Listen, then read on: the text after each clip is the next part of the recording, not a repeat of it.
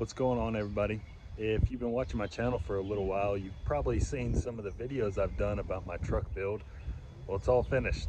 It took me about a year, but it's all done, and I'm going to go over it piece by piece of what I did myself and everything it took to put this truck together. So stick around and let's check it out.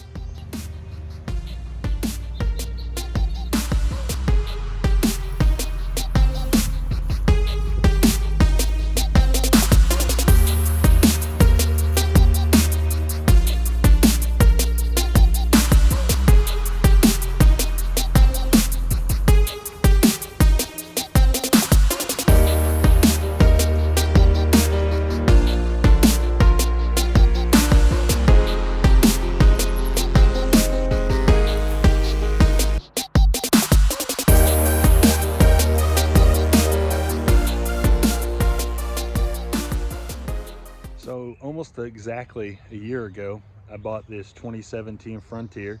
It had 17,000 miles on it when I bought it, and I decided there was all kinds of stuff I wanted to do to it. The only way I could do all this stuff was to do most of it myself. So I'm going to go over everything I did myself to make it look like it looks now and show you guys. So if you're interested in doing a build like this, you can also do it. So let's check the truck out.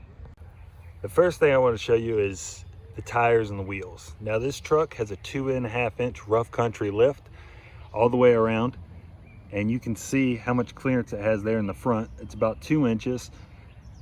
I'm running 33 by 1250 Aturo Trail Blade XTs, which is a really aggressive all-terrain tire.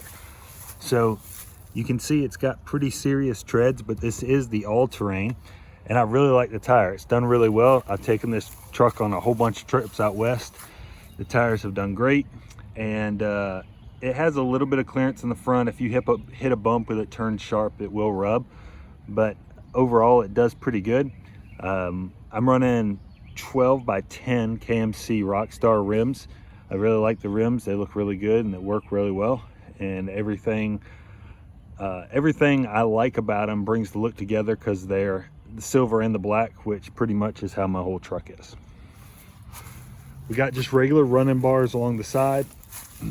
Now up underneath, I wanted skid plates the full length of the truck, so I built them, and there's a video on my channel showing how I built these, because skid plates are really expensive.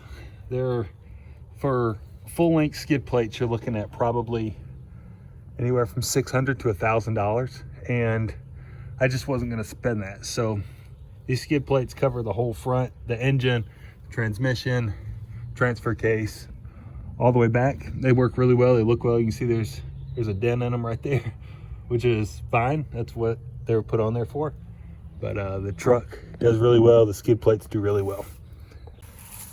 Now, just working our way around the rear of the truck, this back bumper was made for a Jeep Wrangler, and I modified it to fit. So what I did was I took off the old bumper, I took off the bumper mount, cut out so this so this rear bumper would fit in there. I wanted something that was like the pre-runner style, but I didn't want to spend the hundreds or thousands of dollars to get a bumper that was for the pre-runner. So I just made this one work. I knew it was going to be a little short on each side, so what I did was I just welded these tabs on the side, these metal tabs, to fill in the extra, and I think it turned out pretty good.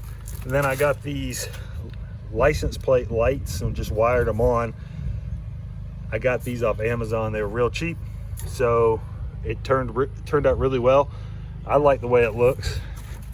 There's a video on my channel showing how I did it.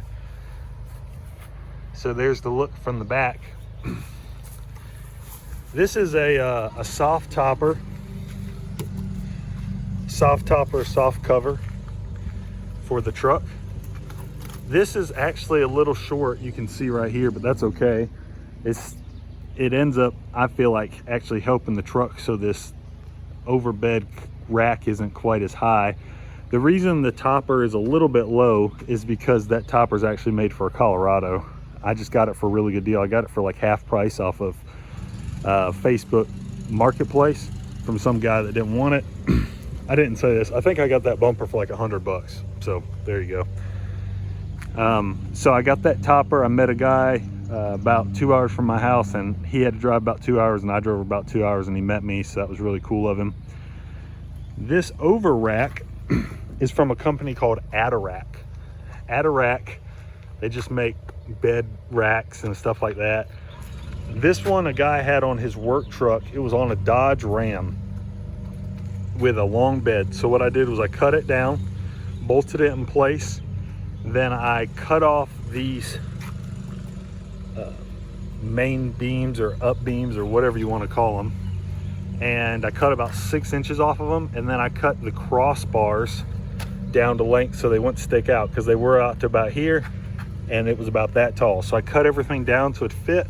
I don't remember what I paid for that rack, but it was super cheap. I then bought a heavier duty Amazon rack, or a rack off of Amazon. I just like this style a little bit. It was a little bit heavier duty than the other ones. It came in 3 pieces, and then I took and I just tack welded it there, and the same on the other side, so it would fit up top, so I could put my big spare under there. I have a regular size spare underneath, and then I have the big spare. So that big spare is a Turo also. It's a 33 1250. I got it for $80 off of Amazon. The guy only had one. It's brand new. So, excuse me, I got it for $80 off of Facebook Marketplace. And like I said, the guy only had one. It was about an hour from my house. My buddy lives in that town, and he picked it up for me. The rim is a Nissan Frontier rim that some lady had on Facebook, and she didn't want it. And I texted her, and she was like, if you come pick it up, you can have it. So she gave that thing to me. How awesome is that? Worked out really well. Now this shovel, obviously you can see it's cobalt. This is a stainless steel shovel. I mounted it on the side for just in case I need it. What I did was I just drilled some holes in here. I put a U-bolt through there, and then I tightened these down. These are, you can get these little turn knobs off of from like Home Depot or Lowe's. They're in the lawnmower department for like a handle putting a lawnmower together, and I just mounted them up. I think it looks really good, and that shovel won't rust. I had a wood handle shovel on there, and it just didn't make sense because it would get all cracked and stuff, so I swapped it out and put that one on there. Now over here on the other side, this is pretty cool. For those of you who haven't heard of it, this is a Rotopax gas can. This is a 4-gallon gas can.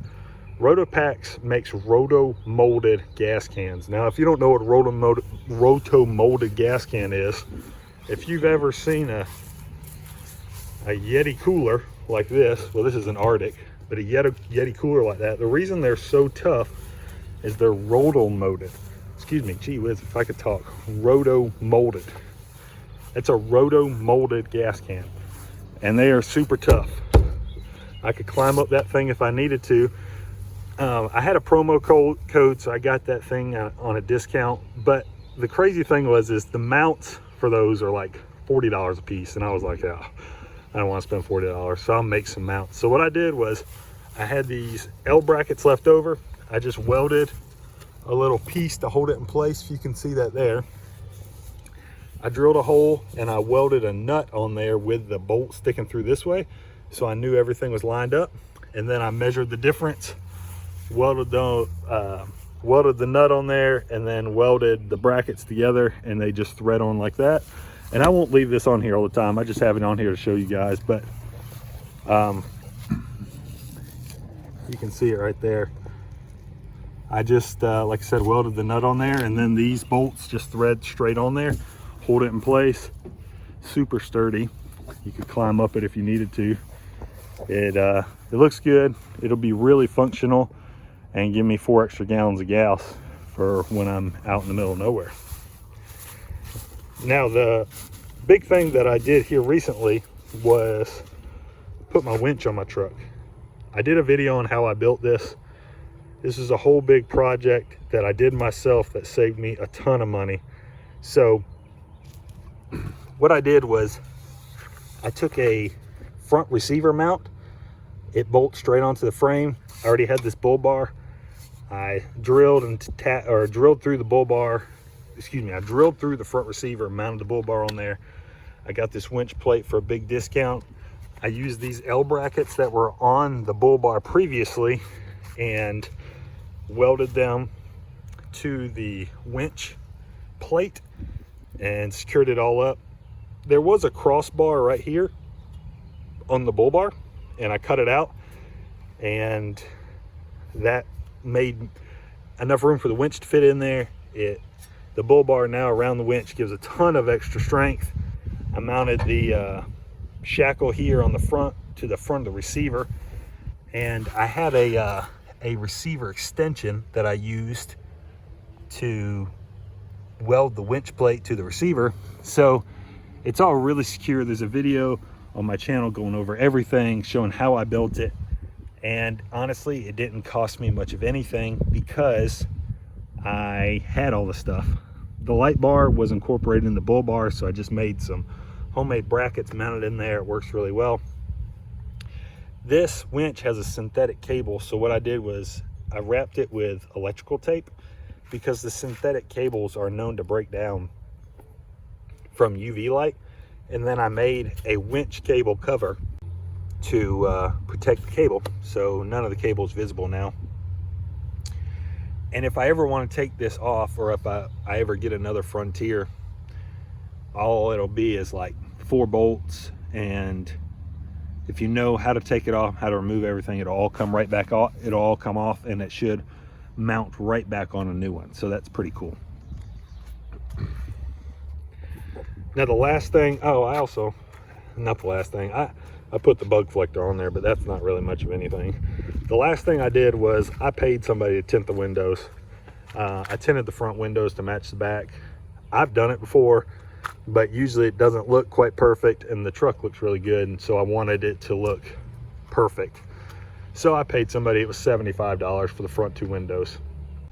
So that's the whole build on the truck, and almost everything I did myself. And I did the math. If you had paid somebody to fabricate all this stuff like that, and the rear bumper back there, the skid plates, or you had bought it built for the truck, you'd be looking at $8,000 probably in parts and labor for some of the stuff that had to be fabbed up, but also some of it's just expensive to build. It's expensive to buy that's pre-made for the truck. I have some friends that helped me out with some really good deals on some stuff, like the winch I actually got for nothing because a friend of mine has a connection, and all the other stuff I got used or severely discounted, or it wasn't made for the truck and I made it fit, or I was able to get discount codes. If you're able to do a lot of this stuff yourself, and you're able to fabricate a little bit, just do a little bit of welding, and have an imagination and figure out how to make things work, you can save yourself a ton of money. So I'll link all the videos below for all the different builds, or all the different parts of the build to my truck in the space below.